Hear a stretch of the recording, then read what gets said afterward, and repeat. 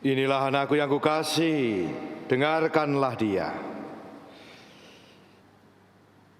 Suara yang didengarkan oleh Petrus, Yakobus, dan Yohanes, suara di dalam awan, menegaskan siapa Yesus. Dan sesungguhnya kita semua juga diajak untuk pada akhirnya ujungnya adalah bahwa kita semua juga menjadi anak-anak terkasih dari Bapa di surga, menjadi anak-anak yang berkenan kepada Bapa. Nah, inilah output profil kita nantinya seperti itu mestinya. Contoh dan teladannya adalah ya Yesus sendiri. Dan kita diundang untuk ke sana. Nah, masa Prapaskah ini adalah kesempatan kita semua yang diberikan kepada kita untuk bertumbuh ke arah itu. Maka melalui bacaan-bacaan hari ini kita diingatkan dan diajak untuk merenungkan beberapa poin yang bisa kita jadikan sebagai bahan permenungan kita selama seminggu ini. Yang pertama adalah bahwa latihan pantang dan puasa itu buah yang diharapkan adalah adanya kemerdekaan batin. Yang kedua, kita diingatkan bahwa hidup ini adalah peziarahan.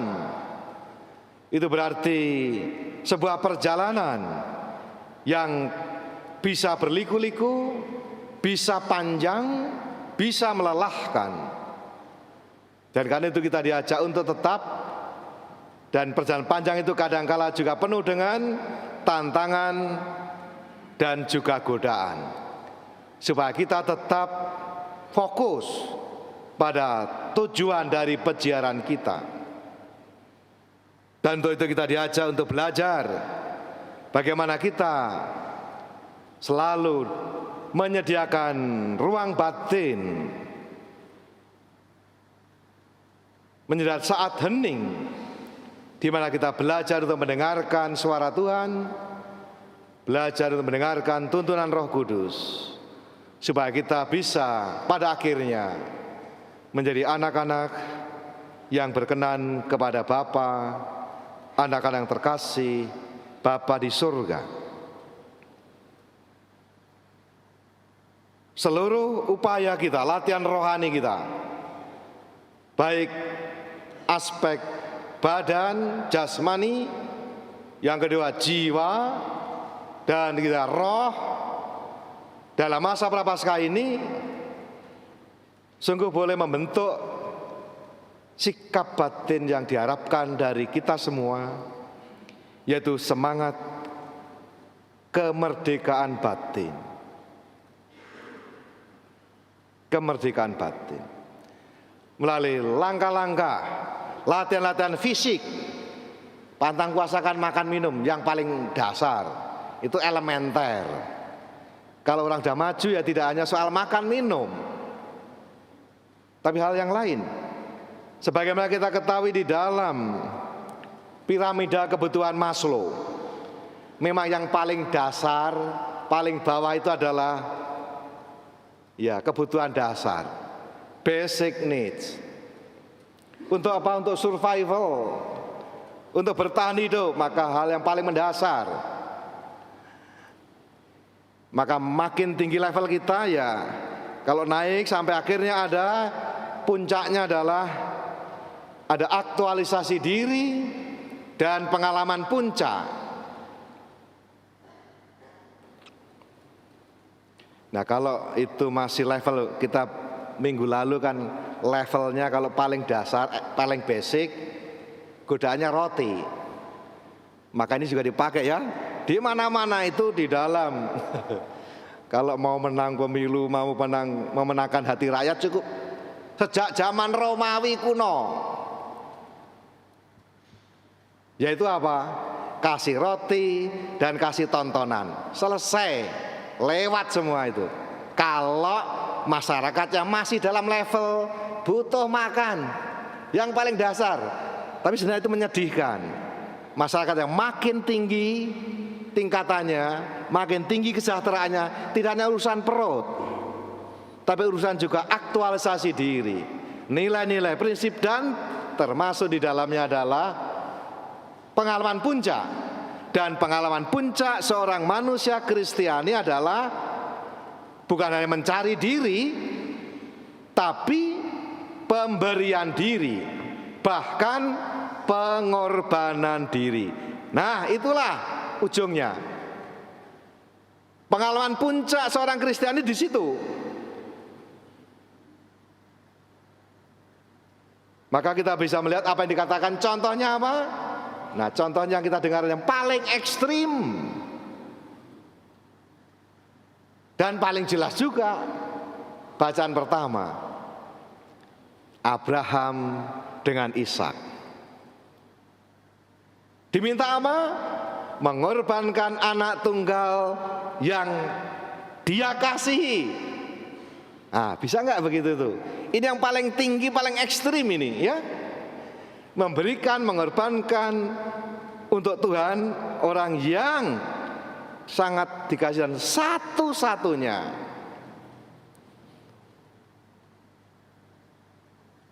Jadi kalau kita pantang puasa itu memilih yang kena.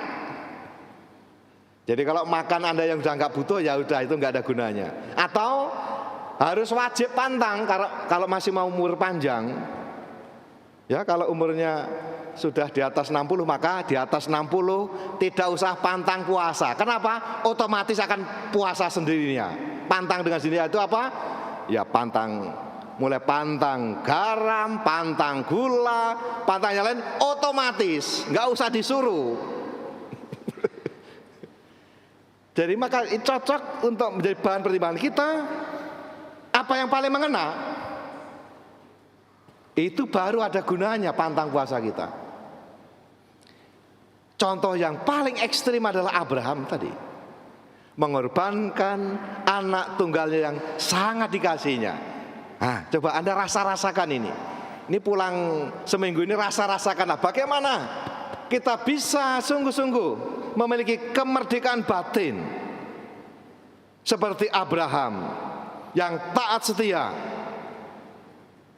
takut akan Tuhan.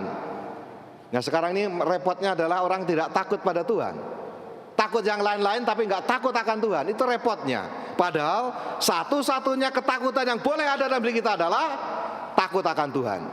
Tapi sekarang itu nggak ada lagi. Takutnya yang lain-lain.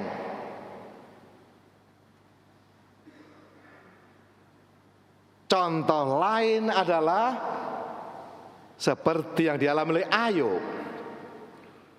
Apa yang dikatakan Ayub pada akhirnya refleksinya? Ayub bab 1 ayat 21. Tuhan yang memberi, Tuhan yang mengambil, terpujilah nama Tuhan. Nah, itu baru orang yang memiliki kemerdekaan batin. Kita biasanya apa? Hanya Tuhan supaya memberi kita. Kalau Tuhan mengambil, kita sudah marah-marah, kita sudah protes, kita sudah mogok kadang-kala. Nah, lihatlah ini contoh. Makanya karena itu Abraham yang berhasil melewati ujian ini menjadi bapa contoh orang beriman, menjadi berkat bagi bangsa-bangsa. Jadi kalau hidup kita mau bermakna, berarti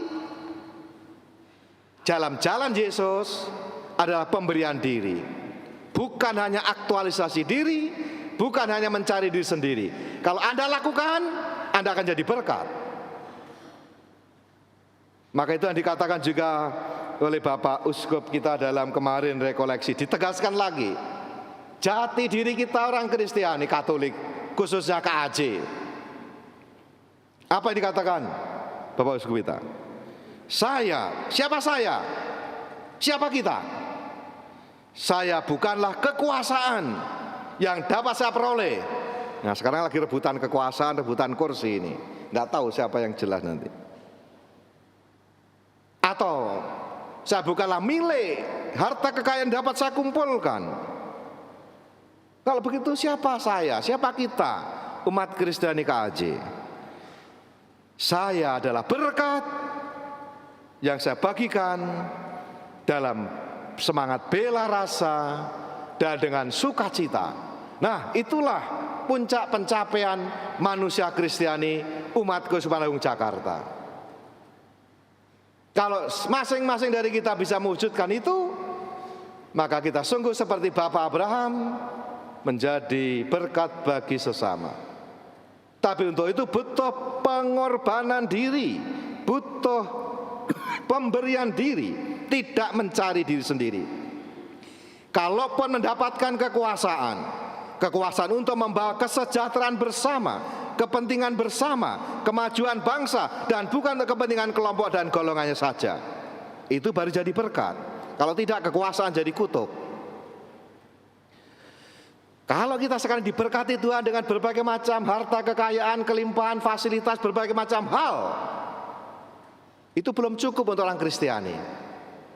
Apakah kita gunakan untuk membawa kebaikan bersama, meningkatkan kesejahteraan sesama kita, dan untuk memuliakan Tuhan? Kalau itu yang kita buat, kekayaan harta milik kita menjadi berkat. Kalau tidak, menjadi kutuk. Karena kalau mencari keserakahan, tidak ada obatnya. Tidak ada obatnya keserakahan. Maka kita diberi antivirus terhadap keserakahan, yaitu apa? Ekaristi. Bersyukur dan berbagi. Itu inti ekaristi. Supaya kita tidak sampai kebablasan. Nah, ini yang saya kira ini berat ini. Ikut Yesus itu tidak mudah. Maka dikatakan Paus Fransiskus, ikut Yesus itu bukan murahan, bukan gampangan, bukan recehan atau kaleng-kaleng. Ikut Yesus sungguh-sungguh. Karena intinya adalah pemberian diri. Seperti Yesus sendiri yang digambarkan di dalam Surat Santo Paulus, Allah bahkan tidak menyayangkan anaknya sendiri, tapi menyerahkannya demi kita semua. Allah sendiri berbuat begitu. Begitu besar kasih Allah pada dunia, sehingga mengaruniakan anak yang tunggal, barang siapa percaya kepadanya beroleh hidup yang kekal. Nah, yang kita ikuti yaitu. Apakah itu mudah? Pasti tidak. Dan seorang antropolog, Margaret Mead, itu mengatakan hal yang menarik juga. Jangan pernah meragukan bahwa sekelompok kecil warga yang penuh kepedulian dan komitmen yang mengubah dunia ini. Jadi mengubah dunia ini bukan banyak orang. Selalu yang mengubah dunia ini adalah hanya segelintir orang, tapi yang punya bela rasa dan punya komitmen. Dan lalu mulailah menjadi gerakan besar. Seperti Abraham, yang mulai satu orang kan, menjadi seperti banyak sekali. Nah, itulah hal pertama yang kita usahakan, moga-moga dalam masa prapaskah ini kita dapat itu. Memiliki kemerdekaan batin sehingga kita sungguh-sungguh bisa selalu berada pada jalan pejiaran kita.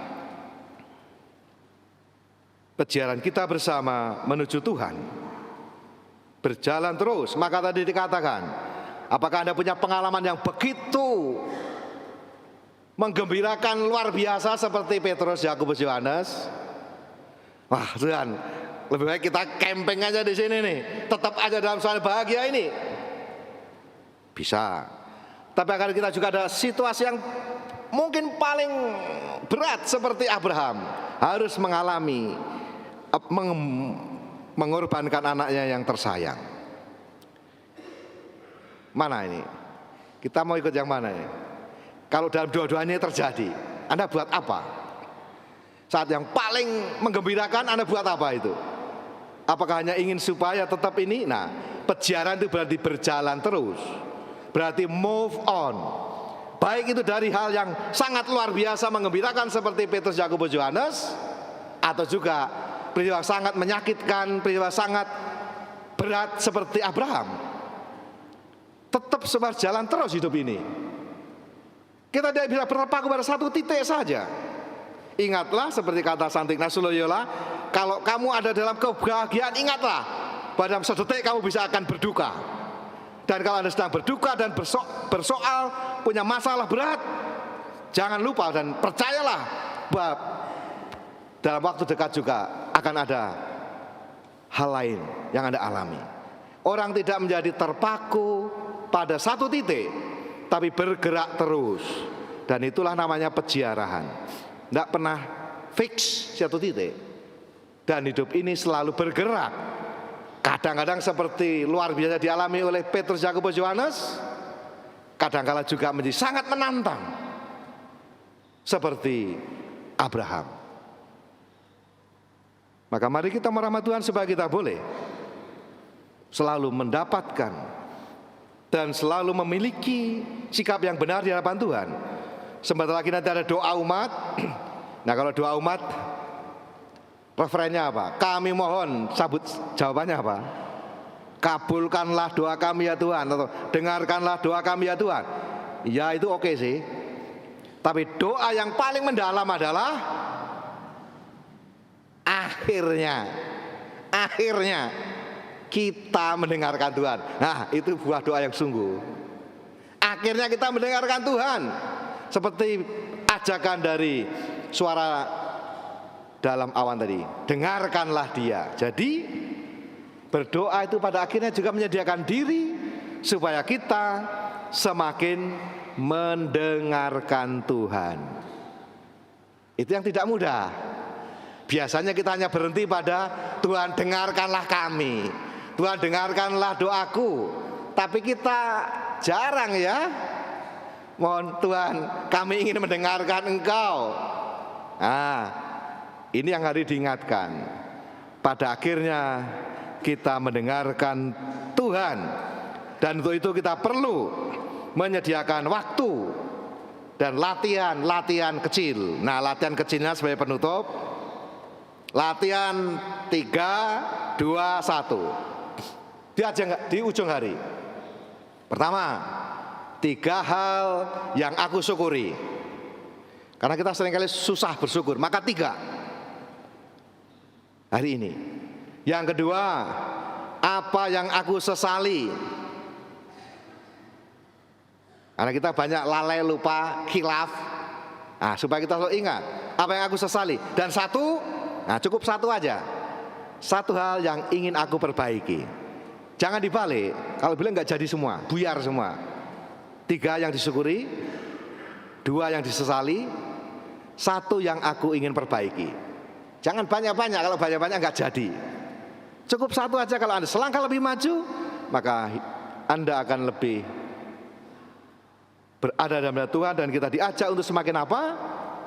Semakin mendengarkan suara Bapa, semakin mentaati tuntunan Roh Kudus, dan semakin mengikuti Yesus Putranya. Allah yang memanggil kita pada suatu komitmen yang murah hati dan rela memberikan segalanya, memberi kita kekuatan dan terang yang kita butuhkan untuk bergerak maju. Kasih-Nya terus-menerus mendorong kita untuk menemukan jalan-jalan baru. Terpujilah Dia.